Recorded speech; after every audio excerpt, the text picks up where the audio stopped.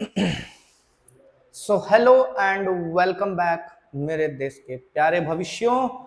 Chapter India's heritage of science and technology, chapter number 5। Chapter वैसे important है, 8 marks का है विथ ऑप्शन। 4 मार्क्स का है वैसे तो, बट ऑप्शन के साथ 8 मार्क्स का। तो ज्यादा थियरीज हैं इसमें और बड़ी बड़ी थियरीज इसमें से पूछी जाती हैं। मोस्ट ऑफ चांस यही है कि 4 मार्क्स वाला क्वेश्चन आएगा। वैसे छोटे क्वेश्चंस भी आ सकते हैं, ऐसा नहीं है कि हम सिर्फ बड़े के हिसाब से ही इसे याद करेंगे। शॉर्ट क्वेश्चंस के हिसाब से भी प्रिपेयर करना जरूरी है। पर अब तक ये देखा गया है कि ज्यादा तो बड़े वाले तो मतलब एकदम करने ही करने हैं। वैसे आप देखोगे सिलेक्टेड 3-4 ही टॉपिक हैं, इसमें ज्यादा टॉपिक्स नहीं है, तो वही बड़े बड़े टॉपिक्स को पूरा 4 मार्क्स में क्वेश्चन की तरह पूछ लेते हैं। तो चलते हैं आगे बढ़ते हैं। डिमांड कर रहे थे ना कि चैप्टर डाल दो, चैप्टर डाल दो, ये वाला भी तो चलो भाई बना दिया, ठीक है। एक दिन के अंदर 2 वीडियो बना रहा हूं पहली बार। तो यहां चैप्टर में पढ़ रहे हैं साइंस एंड टेक्नोलॉजी के बारे में। इंडिया का हेरिटेज साइंस और टेक्नोलॉजी में कैसा रहा है, मतलब साइंस की फील्ड में इंडिया के लोगों ने, मैथ्स की फील्ड में, टेक्नोलॉजी की फील्ड में इंडिया के लोगों ने पास्ट में, एंशिएंट टाइम्स में क्या क्या अचीवमेंट्स की हैं। अब ये सारी अचीवमेंट्स देखने के बाद दिमाग दंग रह जाता है कि भाई कितना एडवांस था हमारा जो सिविलाइजेशन है। आपने आर्किटेक्चर और ये सब में तो पढ़ ही लिया, साइंस और टेक्नोलॉजी भी देख लो कि भाई कितना दमदार रहा है हमारा। साइंस के बारे में बता रहे हैं, science means systematic knowledge and technology means the practical utility of systematic knowledge. एक सिस्टमैटिक नॉलेज जो होता है किसी भी चीज का, उस सिस्टमैटिक नॉलेज को साइंस कहा जाता है। और इसी नॉलेज के एप्लीकेशन को, इसको हम कैसे इस्तेमाल करते हैं अलग अलग चीजें बनाने के लिए या अपने काम को आसान करने के लिए, उसे हम कहते हैं technology. The great sages of ancient India have gifted invaluable heritage of science to the world। अच्छा, हमारे जो, अब देखो पुराने समय में हमारे जो साइंटिस्ट थे, मैथमेटिशियंस थे, ऋषि मुनि थे, ये लोग संत लोग थे, ठीक है। तो ये सब संतों ने इतना कुछ दुनिया को दिया है इंडिया की तरफ से, साइंस और मैथमेटिक्स के टर्म्स में, टेक्नोलॉजी के टर्म्स में, जो भी बोलो। They have made outstanding contributions. किस तरह की कंट्रीब्यूशन? मेटलर्जी की फील्ड में काम किया है, केमिस्ट्री में, साइंस ऑफ मेडिसिन में, सर्जरी, मैथमेटिक्स, एस्ट्रोनॉमी, एस्ट्रोलॉजी और वास्तुशास्त्र। ये सब तो इंडिया का यूनिक है, ठीक है, और किसी के पास रहा ही नहीं। फिजिक्स, तो हर चीज में हमने बहुत कुछ कंट्रीब्यूट किया है, पूरी दुनिया ने हमसे सीखा है। इनफैक्ट सीखा क्या है? चुराया है। हमारे कॉन्सेप्ट चुरा चुरा के यूरोप के बहुत सारे जो साइंटिस्ट हैं वो ना बड़े बड़े साइंटिस्ट बन चुके हैं, पर कॉन्सेप्ट हमारे यहाँ से चोरी किए गए हैं। बात करें सबसे पहले मेटलर्जी की, तो मेटलर्जी में क्या बता रहे हैं? पुराने समय से इंडिया के लोग मेटलर्जी अपनी लाइफ में, प्रैक्टिकल लाइफ में यूज करते आए हैं। बहुत बड़ा एक्सपर्टीज था हमारा मेटलर्जी की फील्ड में, बहुत कुछ हमने अचीव किया हुआ है, बहुत प्रोग्रेस किया हुआ है। ये कैसे पता चलता है कि हमने इतना कुछ अचीव किया हुआ है? मेटलर्जी की फील्ड में हम बहुत एडवांस थे। तो बताते हैं metallic idol of female dancer. देखो ये फीमेल डांसर की एक मेटेलिक मूर्ति मिली है। कब की मिली है? इंडस वैली सिविलाइजेशन की, ठीक है। वो मोहनजोदड़ो और उन सबके खुदाई के दौरान ये मूर्ति मिली है, मेटल की बनी हुई, कई हजार साल पुरानी मूर्तियां हैं। सोचो तो उस समय से हम मेटल्स की मूर्तियां वगैरह बनाते थे, तो मेटलर्जी का नॉलेज था तभी तो। वैसे मेटलर्जी क्या होता है पता है ना? मेटल की स्टडी करना, मेटल से अलग अलग चीजें बनाना, मेटल्स को मिक्स करके, मॉडिफाई करके, उनकी प्रॉपर्टीज को चेंज करके अलग अलग चीजें बनाना, दैट इज मेटलर्जी। तो ये स्टैच्यू मिला है। दूसरा बता रहे हैं, statues of Buddha belonging to Kushan period have been found at Takshashila. Takshashila university के बारे में आपने पढ़ा, प्रेजेंट डे पाकिस्तान में है, पर तब तो इंडिया का ही पार्ट था। तो वो तक्षशिला का जो रीजन है, वहां से भगवान बुद्ध की मूर्तियां मिली हैं कुषाण पीरियड के दौर की। साउथ इंडिया में चोल डायनेस्टी के राजाओं का जब रूल था, उस टाइम बहुत सारे मेटल की मूर्तियां बनाई गई थी। स्टैच्यू ऑफ नटराज, नटराज की मूर्ति हमको मिली है, जो कि चेन्नई के म्यूजियम में रखी हुई है, बहुत फेमस है। देखो ये मेटल की मूर्ति है, बहुत पुरानी मूर्ति है, ठीक है। ये बनाई गई थी और पूरी दुनिया में फेमस है। ये इंडिया का जो अचीवमेंट है मेटलर्जी की फील्ड में वो दिखाता है। तो ये सारी चीजें देखो, भगवान बुद्ध की मूर्ति हमको मिली है। तो ये सारे वो मैंने एग्जांपल्स खोज कर लाए हैं कि भाई देख लो किस तरह का मास्टरपीस इंडिया के लोग उस समय बनाते थे। अब सोचने वाली बात लगता होगा कि एकदम सिंपल चीज है, नहीं भाई, इसको मोल्ड करके, मेटल को पिघला करके, ये फिनिशिंग के साथ इसको बनाना बहुत मुश्किल काम होता है, बहुत चैलेंजिंग काम होता है। इसके अलावा राम द आर्चर, भगवान राम की मूर्ति मिली है, ठीक है, मेटल की बनी हुई, ये भी म्यूजियम्स में रखी हुई है। देवी देवताओं की मूर्तियां, चिड़िया, जानवर, कई तरह की मूर्तियां, बीटल नट कटर्स, ये देखो बीटल नट क्या होता है, सुपारी, सुपारी काटने वाले, ठीक है, इस तरह के बीटल नट कटर्स मिले हुए हैं, वो भी संभाल कर रखा गया है। तो इन सब चीजों से पता चलता है कि देखो इंडिया जो है ना मेटलर्जी के फील्ड में काफी एडवांस था। इसके अलावा बात करें केमिस्ट्री, केमिस्ट्री के फील्ड में देखें तो केमिस्ट्री को कहा गया एक्सपेरिमेंटल साइंस। 1 मार्क के क्वेश्चन पूछते हैं भाई dash is an experimental science, chemistry, यहाँ एक्सपेरिमेंट्स करके स्टडी किया जाता है तो ज्यादा चीजें समझ में आती हैं। This science is very useful for various minerals, plant, seeds, अब समझ ही गए होंगे, पेड़ पौधों को उगाने के लिए फर्टिलाइजर्स यूज करते हैं, इंसेक्टिसाइड्स, पेस्टिसाइड्स छिड़कते हैं, कई तरह की चीजें जो हम करते हैं सब में केमिस्ट्री का रोल है। दवाएं बनाने में केमिस्ट्री का रोल है, मेटलर्जी में केमिस्ट्री का रोल है, तो बहुत कुछ मतलब हमारा केमिस्ट्री काम लगता है। आचार्य नाग अर्जुन बुद्धिस्ट नालंदा यूनिवर्सिटी के बहुत ही पहुंचे हुए आचार्य थे, नालंदा यूनिवर्सिटी में पढ़ाते थे, ठीक है। तो उनके बारे में कहा जाता है, देखो ये ना मतलब छोटे मोटी शख्सियत नहीं है, बहुत बड़ी चीज है ये। इन्होंने फिलोसॉफी में बहुत कुछ कंट्रीब्यूट किया, इन्होंने पूरा एक तरह से कह सकते हैं उनके बहुत सारे फॉलोअर्स थे, ठीक है। ऐसे फॉलोअर्स, अब देखो आज के डेट में इंस्टाग्राम सब पे जो फॉलोअर्स बनते हैं, वहां उस टाइम कोई सोशल मीडिया कुछ नहीं, पूरा का पूरा एक तरह से समुदाय बन गया, बुद्धिज्म में भी एक पूरा समुदाय हो गया जो इनको फॉलो करता था। तो ये संत महात्मा बोलो, फिलोसोफर बोलो, सब थे, साथ ही साथ केमिस्ट भी थे, केमिस्ट्री का बहुत तगड़ा नॉलेज था इनको, मेडिसिन वगैरह सब चीजों में बहुत सारे इन्होंने काम किया हुआ है, ठीक है। तो इनके देखो मैंने बताया था जो हम जो मल्टीपर वाटर रिसोर्सेज का चैप्टर पढ़ रहे थे, उसमें एक मल्टीपर्पज प्रोजेक्ट है नागार्जुन सागर, ठीक है, वो नागार्जुन सागर जो मल्टीपर्पज प्रोजेक्ट है वो इन्हीं के नाम पर बना हुआ है, ठीक है। अच्छा, he had written books like रस रत्नाकर और आरोग्य मंजरी, ये दो इनकी फेमस बुक्स, रस रत्नाकर और आरोग्य मंजरी। इसके अलावा एलोपैथी का इस्तेमाल, देखो लोग हर्बल मेडिसिन का इस्तेमाल तो करते ही थे, लेकिन इन्होंने उस टाइम पर बोला कि एलोपैथी का इस्तेमाल करने से हमारी बहुत सारी बीमारियां आसानी से सॉल्व हो सकती हैं, बहुत इफेक्टिव तरीके से सॉल्व हो सकती हैं। हर्बल से भी होता है लेकिन हर्बल में थोड़ा समय लगता है। आज आप भी देख सकते हो कि करंटली अगर हमको कोई प्रॉब्लम होती है तो हम छोटा मोटा ट्राई करते हैं हर्बल मेडिसिन का घरों में, आयुर्वेद का मतलब हल्दी वल्दी से, जैसे सर्दी खांसी हो जाती है तो अदरक और ये सब का वो करवाते हैं, तो थोड़ा इफेक्टिव होता है बट बहुत ज्यादा इफेक्टिव नहीं। लेकिन आप डॉक्टर के पास जाओ, इंजेक्शन लगवा दो, तुरंत असर हो जाता है, उसका आराम तुरंत मिल जाता है हमको। तो एलोपैथी ज्यादा इफेक्टिव है, हम ऑब्जर्व कर रहे हैं, ठीक है, फास्ट काम करता है, हालांकि उसके साइड इफेक्ट्स भी होते हैं बट ज्यादा इफेक्टिव बीमारी से तो बचना है भाई।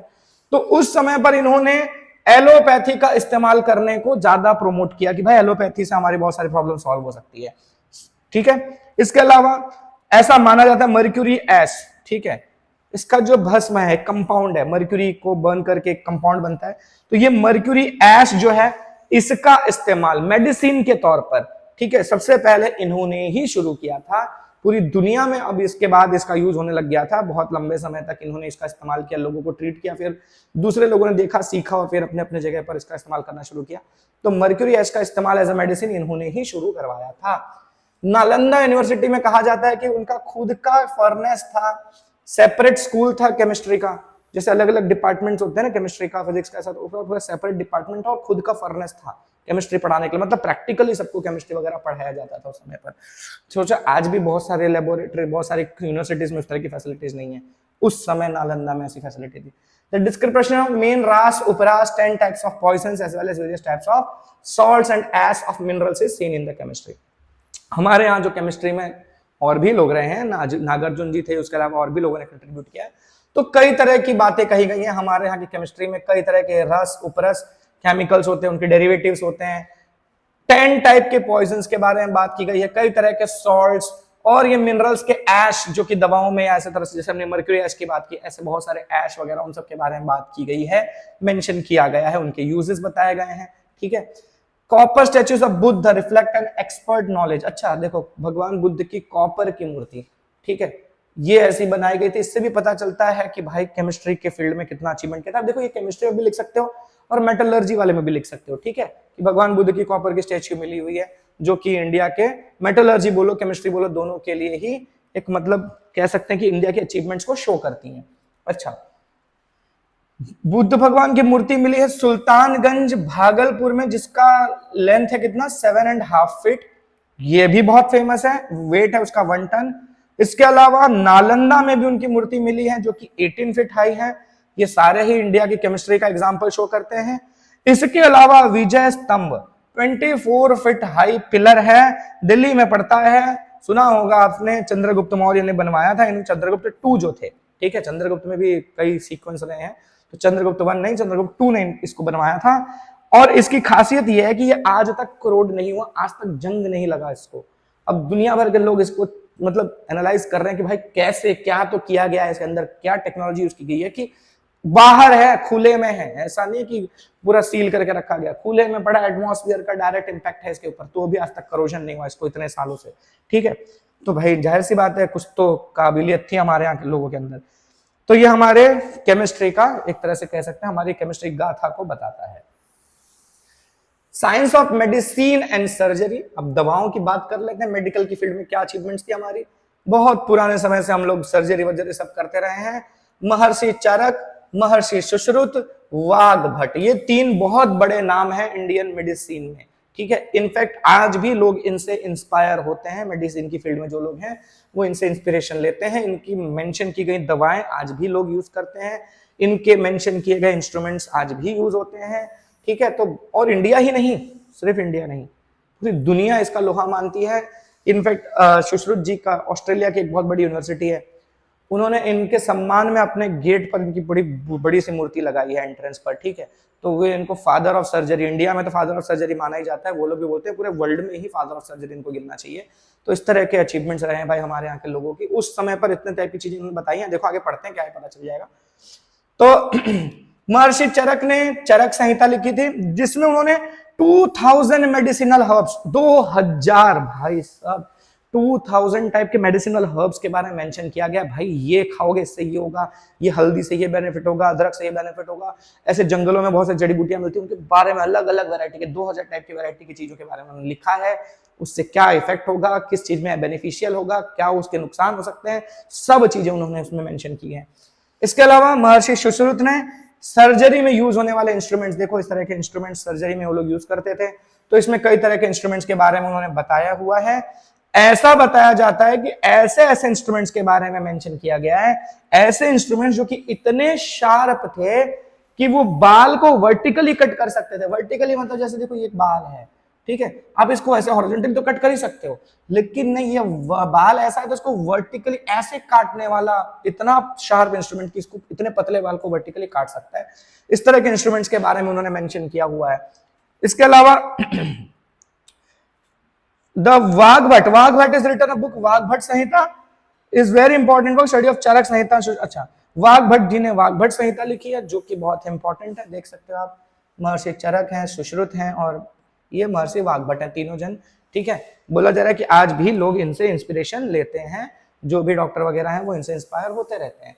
इसके अलावा कई तरह के मिनरल्स जो कि प्लांट से या एनिमल्स से मिलते हैं, इन सब के बारे में इंडियन मेडिसिन में मेंशन किया गया। और भी लोगों ने कंट्रीब्यूट किया है, उन्होंने भी अपनी बुक्स में बहुत सारे ऐसे हर्ब्स या फिर बोलो कि ऐसे मिनरल्स, सिर्फ प्लांट से ही नहीं, जानवरों के भी, जैसे आजकल भी आप देखते होगे ना, बहुत सारे ऐसे मेडिसिन से सुना होगा आपने कि जानवरों के बोन्स से बनाए जाते हैं, उनके स्किन में से, उनके टिश्यूज से बहुत सारी चीजें निकाल कर बनाई जाती हैं। तो उस समय के लोग भी इन सब चीजों को यूज करते थे, उनको नॉलेज था, वो भी हमारे देश के लोगों को, तो ये बताया जा रहा है। This is presented detailed complicated process medicine. अच्छा ठीक है, they could even stop blood circulation with a bowl shaped cup bandage. Bowl cup shape का एक बैंडेज होता था, जिसकी मदद से वो लोग ब्लड सर्कुलेशन रोक देते थे। मान लो सर्जरी कर रहे हैं किसी हिस्से में, अब कट कर रहे हैं तो भाई ब्लड तो बहुत तेजी से फ्लो करेगा, तो वहां ब्लड ना आए उसके लिए पूरा बैंडेज लगा के ब्लड सर्कुलेशन रोक दिया जाता था और फिर सर्जरी की जाती थी। तो इस तरह का दिमाग था उनके पास, सोचो। Skilfully operate on abdomen, kidney, cataract. आजकल जो मॉडर्न डे में आप जो जो सर्जरीज की बात करते हो, ये सारी सर्जरीज उस समय पर हमारे यहाँ के लोग करते थे। कैटरेक्ट जानते हो ना, आंख में, ठीक है, वो जो मोतियाबिंद हो जाता है, एक लेयर बन जाती है, उतनी लेयर को बड़ी बारीकी से उसको कट करके निकालना पड़ता है, तो वो सारी चीजें करते रहते हैं। देखो अभी पीछे जो इमेज है इसमें देखो वही कर रहे हैं ना, कैटरेक्ट की सर्जरी करते हुए दिखाया गया इनको। तो ये उस तरह की, मतलब जितना बोलो कम है तारीफ में, ठीक है। अच्छा, टूटी हड्डियां, हड्डियों के बारे में कौन सी हड्डी क्या है उसका पूरा डिटेल नॉलेज होता था उनको। टूटी हड्डियों को जोड़ना, बोन डिस्प्लेस हो गया है तो उसको सही जगह पर लाना, ठीक है। अगर शरीर में कोई चीज चुभ गया है, अंदर चला गया, उसको निकालना, कई तरह की चीजें करते थे। बीमारियों के सिम्टम्स और डायग्नोसिस। डायग्नोसिस क्या होता है, देखो आप कभी डॉक्टर के पास गए, मान लो बीमार हो, कुछ भी है, गए हो, तो सबसे पहले आपको यही पूछते हैं ना, हाँ बताओ क्या हुआ है, तो आप बताओ कि बुखार आता है, उल्टी हुई है, सर में दर्द है, बदन में दर्द है, जो भी आप बताते हो, इसको सुनकर वो आपके जो सिम्टम्स है ये जो आप बता रहे हो वो सुनकर डॉक्टर एनालाइज करता है कि भाई इसको क्या प्रॉब्लम हो सकती है। कभी कभी ये हो गया, इससे दवा दे देते हैं, ठीक हो गया तो ठीक, नहीं तो फिर ब्लड टेस्ट करवाते हैं। तो ये सारी चीजें कहलाती है डायग्नोसिस। तो हमारे जो लोग थे उस समय से डायग्नोसिस वगैरह करते थे, सिम्टम्स को देखकर डायग्नोसिस। अब उस टाइम भाई लेबोरेटरीज तो नहीं थी कि ब्लड टेस्ट वगैरह करते होंगे, लेकिन सिम्टम्स से डायग्नोसिस कर लेते थे कि ये बीमारी हो सकती है, ये बीमारी हो सकती है। अच्छा, बीमार होने के बाद क्या खाना है, क्या नहीं खाना है, ये सारी चीजें भी उन लोग बताते थे। प्लास्टिक सर्जरी का नॉलेज, नाक कट गया, कान कट गया, बोले नाक कान कैसे कटेगा, तो युद्ध करते थे लोग, उसमें भी कट जाता था।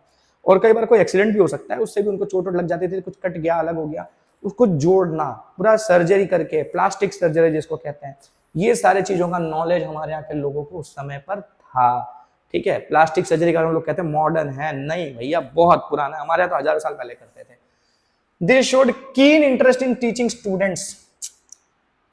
सर्जरी करते थे, टीचर लोग बच्चों को पढ़ाते भी थे कि आपको ऐसे ऐसे ही सब काम करना है, बहुत मतलब डिटेल तरीके से उनको समझाया जाता था। कैसे समझाते थे, कभी कभी डेड बॉडी के ऊपर और कभी कभी वैक्स के स्टैच्यू बनाकर, मोम की मूर्तियां बनाकर, तो इस पे सिखाया जाता था। और मॉडर्न डे आज में भी बच्चों को ऐसे ही पढ़ाया जाता है।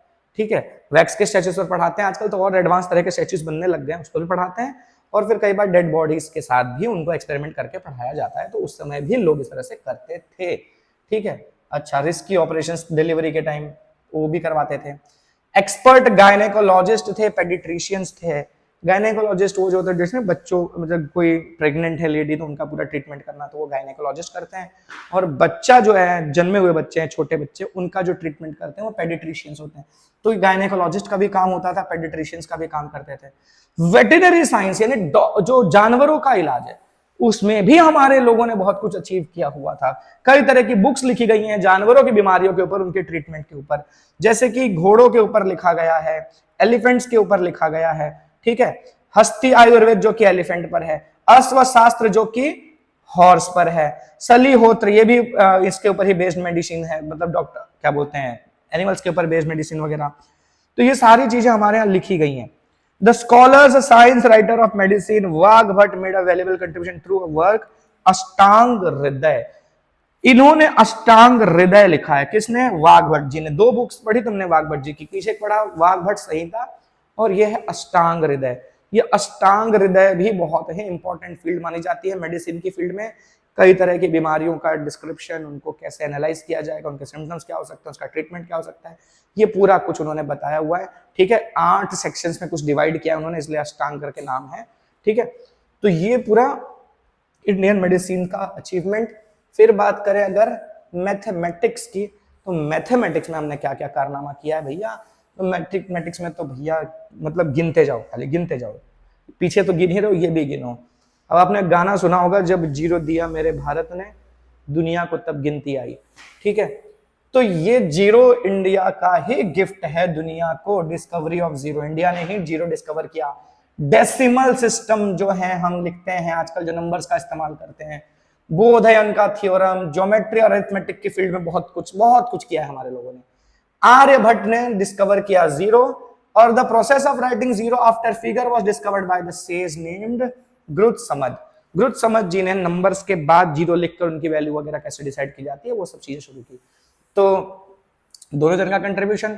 एंशिएंट इंडियन मैथमेटिशियंस 53 जीरोस, एक नंबर के बाद 53 डिजिट्स तक जीरो लिखा जाएगा, उस नंबर तक की वैल्यूज को फाइनलाइज किया हुआ है, उसको नाम दिया हुआ है। अब नाम कैसे देते हैं, जैसे मान लो आप 1,000,000 को बोलते हो 1,000, है ना, फिर 10,000, फिर आता है 1,00,000, फिर आता है 1 करोड़, फिर आता है 100 करोड़, इसके बाद और आगे आगे जीरो बढ़ते जाएंगे, तो उनको क्या बोलते हैं हम लोग, अरब खरब बोलने का चुप हो जाता है, यार क्या क्या नहीं आता। ठीक है, तो उन्होंने 1 के बाद किसी भी एक डिजिट के बाद कितने जीरोस लगा सकते हो आप, 53 जीरोस लगाओगे, उतने लंबे नंबर तक को उन्होंने डिस्क्राइब किया हुआ है कि क्या आप उसको बोलोगे, सबको नाम दिया हुआ है। गजब है भाई। फिर decimal system have been used for measuring weighing instruments. अच्छा, मोहनजोदड़ो में भी हमें ऐसे एविडेंसेस मिले हैं कि उस समय के लोग डेसिमल नंबर सिस्टम्स का इस्तेमाल करते थे वजन वगैरह मापने, जब चीजें खरीदते बेचते होंगे तो वो वजन वगैरह मेजर करते थे, उसमें डेसिमल नंबर सिस्टम का इस्तेमाल करते थे। ये मतलब हमें एविडेंसेस मिले हैं मोहनजोदड़ो वगैरह की साइट की खुदाई से। भास्कराचार्य जी की लिखी हुई बुक्स लीलावती गणित, बीजगणित बहुत फेमस है, 1150 AD में लिखी गई थी।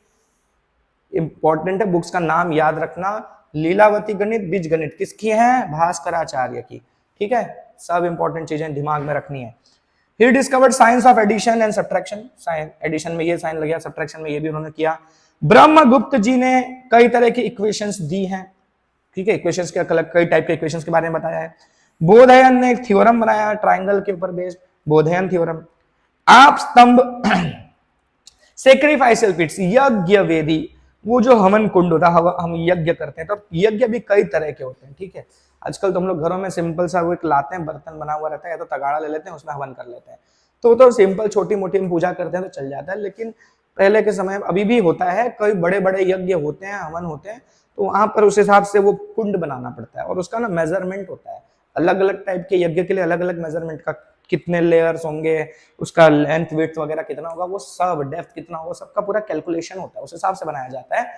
तो वो सारी चीजें इन्होंने अपने बुक में मेंशन की है। अच्छा, कौन से बुक में? नाम है सुल्व सूत्र। ठीक है, अच्छा 1800 BC, 1800 BC समझ रहे हो? आज से 2024 साल पीछे जाओ और 18 साल और पीछे जाओ, उस समय का इन्होंने मेंशन किया हुआ है। Aryabhata mention the value of pi is 22/7 और 3.14 इन हिज बुक आर्यभट्टियम। पाई के ऊपर कई लोगों ने रिसर्च किया है, पाई की वैल्यूज डिसाइड की गई हैं, टाइम टू टाइम बहुत सारे अलग अलग आगे डिजिट्स बढ़ाते गए हैं लोग।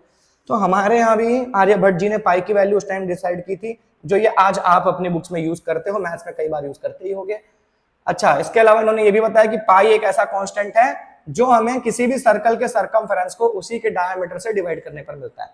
किसी भी सर्कल, कोई भी सर्कल उठा लो और उसका डायमीटर ले लो, सर्कल को डायमीटर से डिवाइड करोगे तो पाई ही मिलेगा तुमको, सर्कल के सर्कमफेरेंस को पाई से, डायमीटर से डिवाइड करने पाई मिलता है। पर multiplication, addition, subtraction, square root, cube root, जो जो चाहिए मैथ्स में, जो जो आपने पढ़ा है सब किया हुआ है हमारे यहाँ के लोगों ने। Ashtang method was introduced by Aryabhata.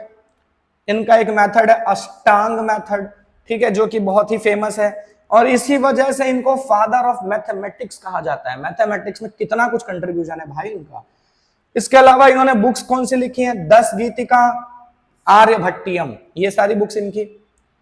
He has described main principles of astronomy. हो। नाम है आर्य सिद्धांत बुक का, इसमें एस्ट्रोनॉमी के बारे में लिखा है। मैथ्स तो मैथ्स, एस्ट्रोनॉमी में भी मतलब एक्सपर्ट थे तुम भाई, मल्टी टैलेंटेड आदमी भाई। लोग न्यूटन के बारे में बताते हैं कि न्यूटन ने फिजिक्स में भी बहुत कुछ किया है, मैथ्स में भी बहुत कुछ किया गया है, देख लो, ठीक है, वो सब कुछ नहीं है यहाँ इनके सामने, और वो भी बहुत लेट, इन लोगों ने उनसे पहले का किया हुआ है। अच्छा, फिर बोल रहे हैं he found the solution of fundamental mathematics, arithmetic and geometry, तो ये सब फील्ड्स में बहुत सारा काम किया उन्होंने। इसके अलावा क्या बता रहे हैं? Scholars like Baudhayana, Apastamba, Katyayana, Bhaskaracharya and Brahmagupta, ये सब अलग अलग स्कॉलर्स, इनका अपना अपना कंट्रीब्यूशन रहा है मैथ्स की फील्ड में, बाकी सब फील्ड्स में। अच्छा, इसके बाद कुछ बुक्स हैं उनके बारे में डिस्कस कर लेते हैं, कुछ अलग अलग कॉम्पोजिशंस, ये भी बहुत इंपॉर्टेंट है, मैचिंग में आ सकता है आपको या शॉर्ट क्वेश्चन में आ सकता है। पहली बुक है प्रजनन शास्त्र, किसने लिखा है? ब्रह्मभ्रव्य पंचाल ने, ठीक है, प्रजनन शास्त्र। चिकित्सा संग्रह, चक्रपाणि दत्त ने लिखा है। कामसूत्र, वात्स्यायन ने लिखा है। वृक्ष आयुर्वेद, महर्षि पराशर ने लिखा है। योग शास्त्र, महर्षि पतंजलि, ये तो आपने सुना होगा, पतंजलि एक बड़ा ब्रांड है आजकल, बाबा रामदेव वाला। ये नाम पतंजलि क्यों रखा है उन्होंने? वो भी योग वाले हैं ना, योगा से रिलेटेड आदमी है। तो ये जो इंडिया में योग का डेवलपमेंट हुआ है ना, वो योग के डेवलपमेंट में बहुत बड़ा कंट्रीब्यूशन रहा था महर्षि पतंजलि का। उन्होंने ये बुक लिखी योग शास्त्र, इसमें कई तरह के योगासन के बारे में मेंशन किया, उनके बेनिफिट्स मेंशन किया है। तो उसी ऑनर में, उनके ही ऑनर में बाबा रामदेव ने नाम पतंजलि रख दिया। अच्छा, अपने जो कंपनी उसके प्रोडक्ट्स में सारे। यंत्र सर्वस्व किसने लिखा है? महर्षि भरद्वाज। काल ज्ञान किसने लिखा है? शाक्य मुनि। तो ये सारी चीजें आपको याद रखनी है। बात करें एस्ट्रोनॉमी और एस्ट्रोलॉजी में, तो आपने देखा आर्यभट्ट जी का तो कंट्रीब्यूशन रहा है, और भी देख लेते हैं। एस्ट्रोनॉमी बहुत ही पुराना, सबसे पुराना साइंस माना जाता है, कई तरह के बुक्स वगैरह इसमें भी लिखे गए हैं।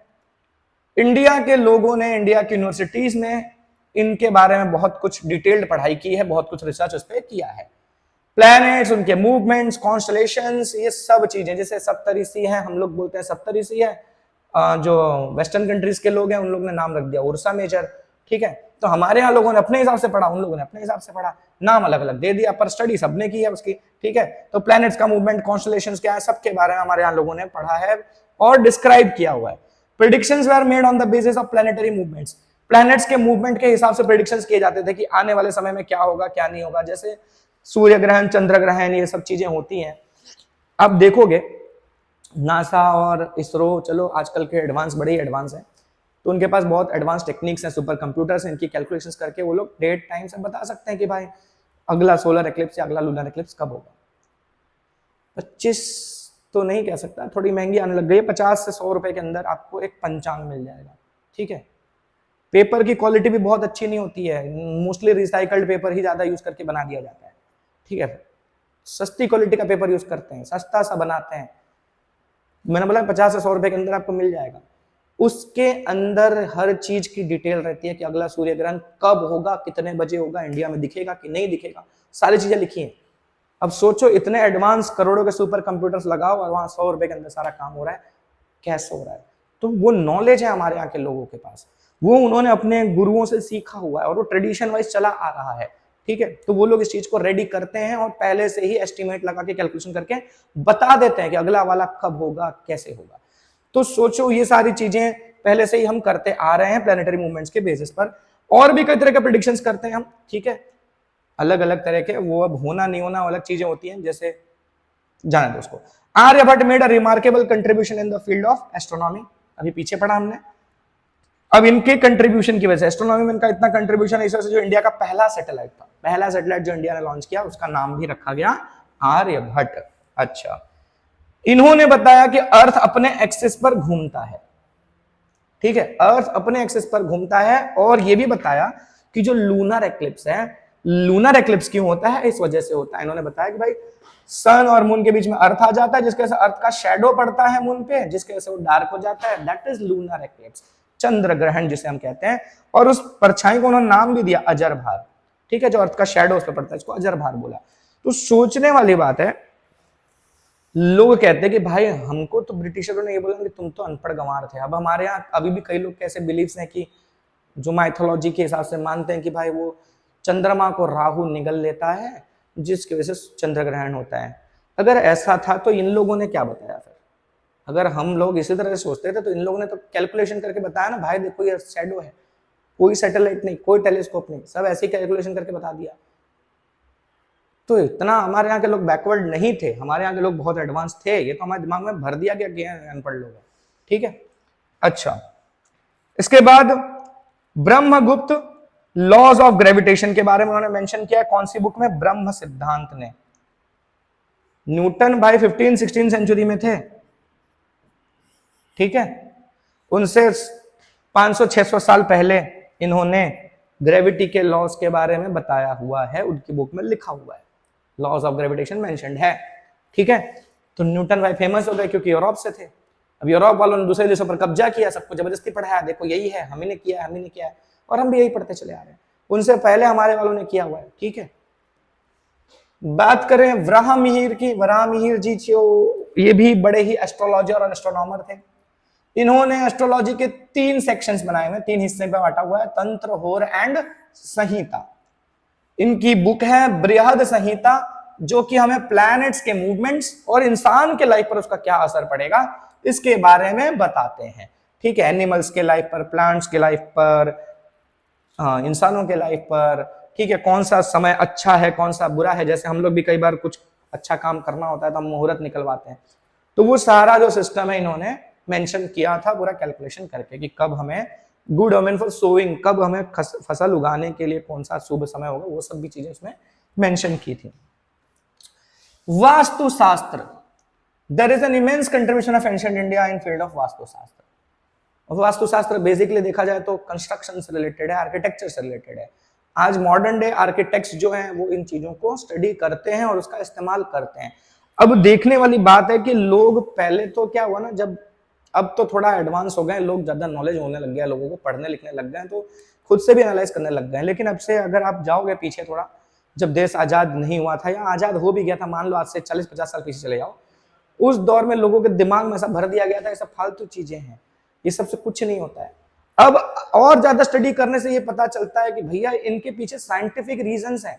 जो ये मेंशन किया गया कि बेडरूम इस दिशा में होना चाहिए, किचन इधर होना चाहिए, टॉयलेट बाथरूम आपका इधर होना चाहिए, ये चीजें क्यों इस तरह से मेंशन की, डायरेक्शन ऐसा क्यों, गेट इस तरफ होना चाहिए, विंडो इधर होना चाहिए, तो इनके पीछे साइंटिफिक रीजंस हैं, वो अब पता चल रहा है लोगों को। तो जब पता चलने लग गया तो लोगों ने यूज करना शुरू कर दिया और ज्यादा, अब धीरे धीरे और ज्यादा प्रमोट हो गया।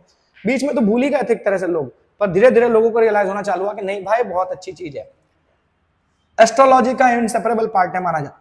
वास्तुशास्त्र of India is being recognised, dignified and praised by many country. देख रहे हो पूरी दुनिया के लोग अब मान रहे कि हाँ भाई दम है वास्तुशास्त्र में। ब्रह्मा, नारद, बृहस्पति, भृगु, वशिष्ठ, विश्वकर्मा, ये सभी लोग जो हैं इन्होंने बहुत कुछ कंट्रीब्यूट किया है वास्तुशास्त्र में, ठीक है।